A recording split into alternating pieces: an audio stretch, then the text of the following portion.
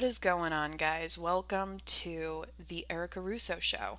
If this is your first time tuning in, welcome. I am beyond excited that the universe led you here today. And if you are an OG, you continue to come back, you continue to press play, you continue to lean into your own intuition, hug your inner child, do the motherfucking work. I love you. Thank you so much for your continued support. I really do appreciate it. And if this podcast is helping you, if it's giving you clarity, if it's giving you aha moments, if you're learning something from it, I would be eternally grateful if you can head on over to Apple Podcast or now Spotify and leave a review. Those reviews allow this podcast to get to the ears that need to hear it. And now, more than ever, I think we can all agree that the world is an absolute dumpster fire. And conversations like the ones that take place and the information that comes through on this podcast can help a lot more people. Before you go ahead and click submit, make sure you send a screenshot over to me at Erica W. Russo on Instagram, and I would love to send you a free gift for taking that time out and supporting this podcast.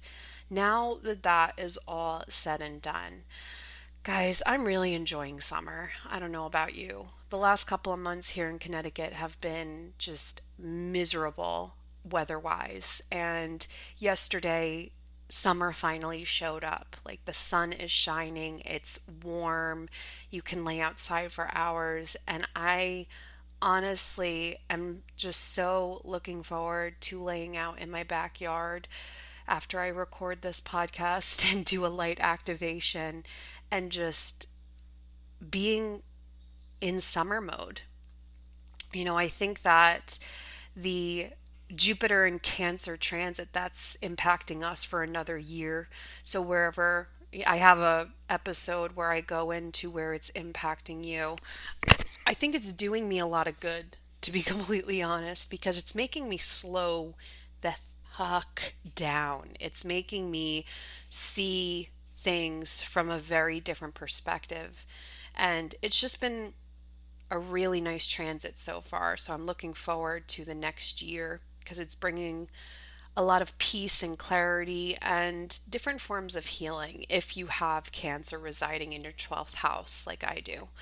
With that being said, today's podcast is actually a pretty important one. It is where we're going to be talking about probably the biggest transit of the year, and that is Uranus entering Gemini on July 7th, and it will stay there until May of 2033. Okay, this is a big one, guys, because Uranus takes about 84 years to make a full orbit. So this is marking a significant generational shift. Okay. Now, let's break this down on why this is such an important transit and one that we really need to take note of. Okay, number one, Uranus is the planet of innovation, of rebellion, disruption, awakening, liberation, technology. It's the shock planet. Okay, this is the planet that really powers through a lot of shock value sort of stuff. Now, when we talk about Gemini, Gemini is all about communication. It's about media and travel and learning, duality, youth, community. It's all about ideas. Okay, so when these two join forces, we're going to see a lot change until 2033. Okay, I'm thinking we're going to see a lot more breakthroughs in AI, in media, as well as language. I think that there's going to be new apps that come out in terms of communication with maybe possibly people that cannot speak, or even speaking with animals or plants or anything along those lines. I think that there's going to be a lot of transportation revolutions. I'm thinking more drones, flying cars, even like possibly teleportation theories and new ways of moving through cities. Okay, think like underground railroad type stuff. This also brings a lot of educational system disruption, which we are already seeing. I think that there might be new models that emerge, but also I think that, and I don't personally think this is a great idea, but we will see what happens. I think that there's going to be more AI in terms of education and teaching positions. I don't like that idea. That personally, I don't like that. I think that when it comes to learning, I think that one-on-one connection with another soul is very important. But again, we shall see. Now, I also think that as a collective, I think that the consciousness is really going to expand. I think that this, as well as Neptune and Aries, is going to bring about a lot of mass spiritual awakening. Okay, I think that people are going to stop being so self led and they're going to be more collective led. I think that people are going to shift the way they do business. I think that people are going to recognize that right now everything is changing, and the way people are selling and marketing their services isn't going to work anymore, because Pluto in Aquarius is not about telling us what we don't have. Pluto in Aquarius is telling us, how can we change that? How can we see the future differently? How can we shift our perspective on things? And I think that there's going to be a lot more community based organizations, as well as like just collections of people. Like I'm seeing like clubs and organizations that have the same motive of making the world a better place. Now, let's go back in history a little bit when we're talking about Uranus and Gemini, because this is kind of big and I'm not trying to freak anybody out. I'm just stating facts. Okay? So we currently know that there is a lot of trouble regarding Iran, and now the United States is becoming involved.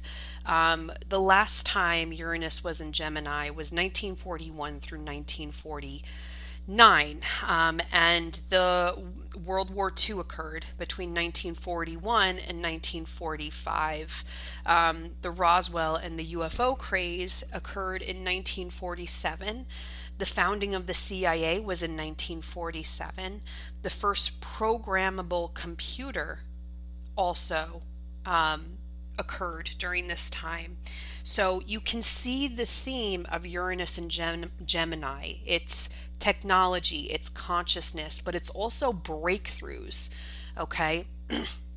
This is not, we shouldn't be taking this lightly. Okay, we need to be aware, we need to be diligent, and we need to allow the divine, we need to allow everything to take its course. Okay, I know talks of war can be absolutely petrifying, but at the end of the day, the United States always seems to prevail. You know, we've been through many, many wars and we've been through many revolutions. And sometimes, hear me out, war is the crumbling. It is the rock bottom.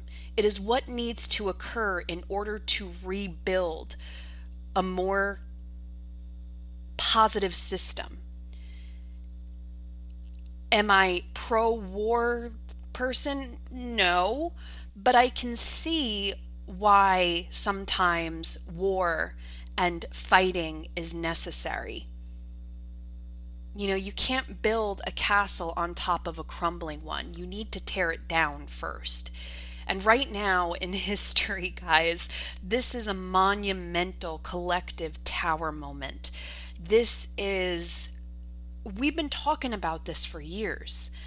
And sometimes we can get very, very much attached to all of the fear that we see on the news and on media.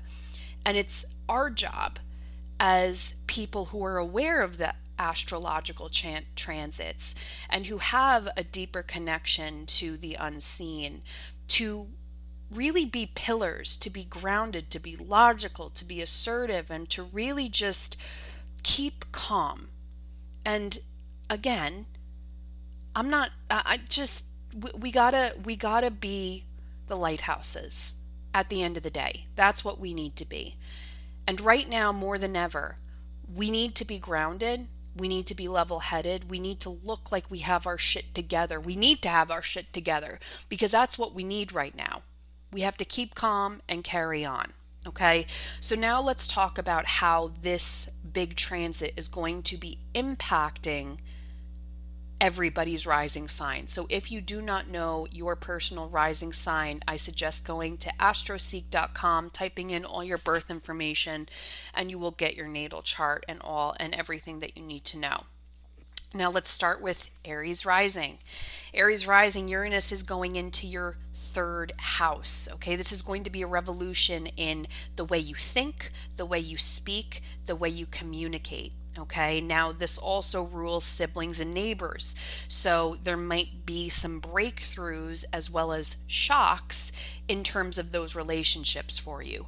You may take up unexpected studies or start sharing your voice in new tech driven ways.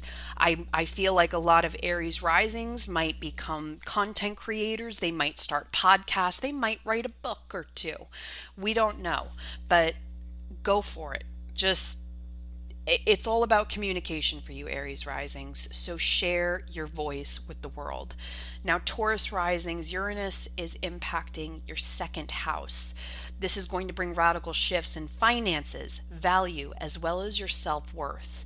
There might be new income streams, especially when it comes to tech and writing or digital platforms. This is time to detach from old money beliefs and embrace more freedom in how you earn. Okay, so think of side hustles, but I would also suggest looking into tech related investments. Okay, so whether that is investing in stocks or Bitcoin or something along those lines, that's going to bring you massive gains. But also, I want to say when it comes to Taurus rising, as you're investing and as you are earning more money, you need to work on your own self-worth. Okay? You need to recognize where you feel unworthy of things. This is not just about money when it's in the second house, it's about worthiness. So there is going to be a lot of reflection and healing that's going to come with this, Taurus rising. All right, Gemini rising. This is impacting your first house. This is a personal revolution. You are going to go through a massive reinvention of your identity. Others may see you as being unpredictable until 2023, absolutely genius, rebellious, whatever the case may be. You're not going to recognize yourself after this transit. Okay, this is a great time to change your style, your role in the world. This is a great time to work and acknowledge your body, see if you want to change it, see and you know, when I say change it, is it I'm saying like, are you going to take better care of your body? Are you wanting to walk more? Are you wanting to get healthier? Focus on wellness. That's really going to be the theme for Gemini risings. Now, Cancer risings, this is impacting your 12th house. This is going to be hidden awakenings. Okay, psychic abilities may open up unexpectedly for you. Breakthroughs in healing old mental or emotional patterns, secrets, or past lives may surface in very surprising ways. Okay, Cancer, this is going to be a wild ride for you. Okay, with I've had a lot going on in my 12th house, and I can honestly tell you that it's a very eye-opening experience whenever any major transit is impacting your 12th house, because again, this is the house of secrets. This is the house of the subconscious mind. This is everything behind the curtain, so to speak. And again, don't be surprised if your intuition becomes stronger, if you start having spirit communication come through, because this is what anything impacting the 12th house is about. All right, Leo, my fellow Leo risings, I should say.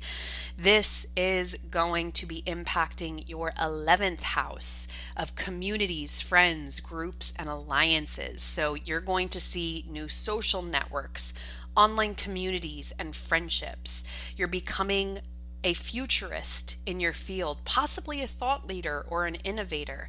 There's also going to be disruptions and goals that may ultimately steer you toward more authentic dreams.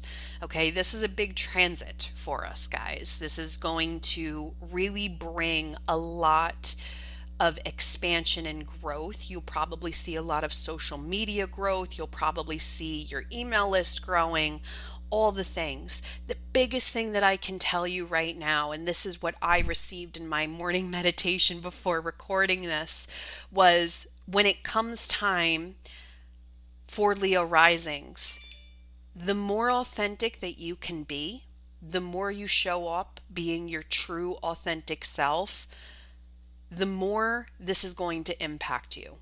Okay? Show the fuck up. Just be yourself. Guys, I have been an online content creator since 2018. I have shown up on camera looking like a hot mess express. I have shown up on this podcast crying my eyes out. I have shared some of the most vulnerable times in my life, the most healing times in my life on this podcast and through my social media.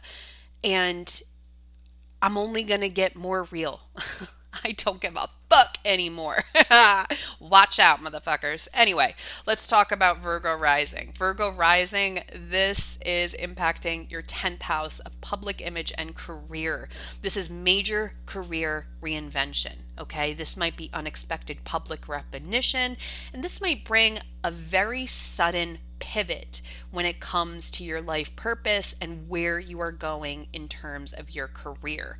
Okay, you may become a disruptor in your industry or shift into tech or communication fields. This is going to also, you might step into more authority type roles because of inability for others to do the job. Okay, Virgo rising, again, if you have been waiting for that moment in time where things are going to shift for you as far as your career is concerned, July 7th, that starts. Okay, brace yourself. The best thing that I can tell you is when Uranus was transiting my 10th house, that was when I freaking started developing. I went down the road of psychic and mediumship development, and that in a million years, I never would have expected that. So expect the unexpected in terms of that. Now, Libra rising, Uranus is entering your 9th house. This is the house of God, travel, foreign things, education, and religion. This is going to shift the way you believe in things. You're probably going to travel a lot more, but you're also probably going to go through a massive spiritual awakening. You may explore, again, new spiritual systems. You might go back to school or teach in unconventional ways. Tech might influence your relationship with religion and truth as well. Now, how that might manifest is don't use AI, don't use ChatGPT to ask for spiritual wisdom. This is another thing. I just posted something about this because it's just something that people are asking ChatGPT for, essentially like the secrets to the universe and what their life purpose is. And what we have to understand is ChatGPT is a highly evolved piece of technology. And they're looking in our Google history, what sort of content that we consume, and essentially they are mirroring us. So they're going to tell you exactly what you want to hear, to be completely honest. So don't do that.